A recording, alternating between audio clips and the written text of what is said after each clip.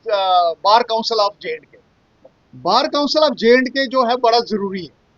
पिछले 70 साल से जब से आज़ादी मिली है तो पूरे हिंदुस्तान में बार काउंसिल्स के इलेक्शंस होते हैं और सुप्रीम कोर्ट ने भी कहा कि बार काउंसिल्स के इलेक्शंस को डिले नहीं करना चाहिए। 2013 में बार काउंसिल के इलेक्शंस नहीं हो रहे थे तो 2013 में हमारे प्रोफेसर भीम सिंह जी थे, उन्होंने सुप्रीम कोर्ट में रिट फाइल की और सुप्रीम कोर्ट ने वो रिट को डिस्पोज ऑफ किया 2017 में और कहा कि 4 वीक के अंदर अंदर आप जो वोटर लिस्ट बना दीजिए और इसका प्रोसेस जो है इलेक्शंस का शुरू कर दीजिए। लेकिन अफसोस के साथ कहना पड़ता है कि वो फाइल कहीं ना कहीं जो है आज तक रुकी हुई है। हम लोग अपनी एक स्टैट्यूटरी बॉडी से महरूम हैं। ये वकीलों की स्टैट्यूटरी बॉडी है। अगर हमने प्रोफेशन को चलाना है तो हमें स्टैट्यूटरी बॉडी की ज़रूरत है, बार काउंसिल की ज़रूरत है। अब मैं आपको कहूँगा कि अगर बार काउंसिल नहीं बनती तो उसके हमें नुकसान क्या है। थोड़ा सा मैं आपके ज़हर नज़र ये लाऊंगा कि अगर बार काउंसिल नहीं बनती है तो मैं इसको आपको ऐसे कहूँगा कि the bar council loses democratic legitimacy, accountability of office bearers is weakened, welfare measures for lawyers suffer, young lawyers remain without proper institutional support, the collective voice of bar becomes weak and questionable।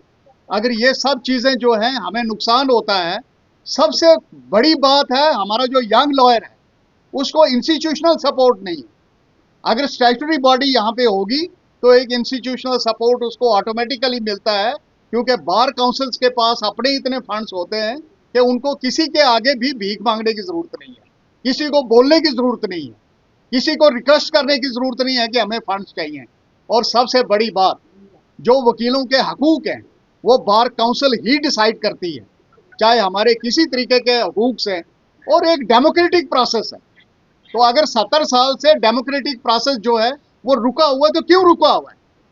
अगर supreme court ने judgement दी है तो इसको implement कीजिए। और ये दायित्व बनता है गवर्नमेंट का, जे.एंड.के गवर्नमेंट का, लॉ डिपार्टमेंट का, कि वो जल्द से जल्द इसकी नोटिफिकेशन निकालें और इलेक्शंस को जो है कंडक्ट करें, ताकि वकीलों की एक अपनी डेमोक्रेटिक बॉडी हो और ये इंस्टीट्यूशन जो है अच्छे तरीके से चल सके और जितने भी लॉयर्स हैं, एडवोकेट्स हैं, वो फ्री एंड फेयर तरीके से अपनी ड्यूटीज जो है उनको अंजाम दे सके, ताकि लोगों को भी इंसाफ मिल सके, स्पीडी जस्टिस हो, ताकि अकाउंटेबिलिटी हो, इंस्टीट्यूशन की भी अकाउंटेबिलिटी हो।